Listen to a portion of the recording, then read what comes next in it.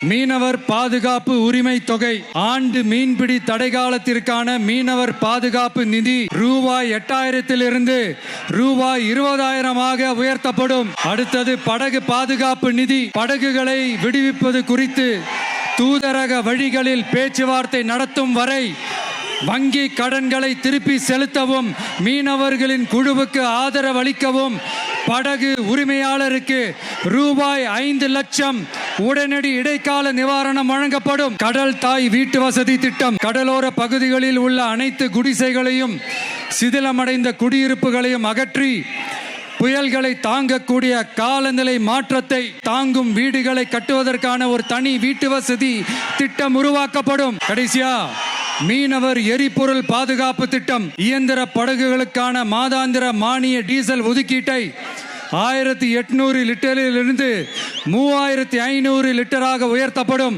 ஒரு லிட்டருக்கு ரூபாய் 15 என்ற நிலையான மானியம் படகு உரிமையாளரின் வங்கி கணக்கிற்கு நேரடியாக செலுத்தப்படும்.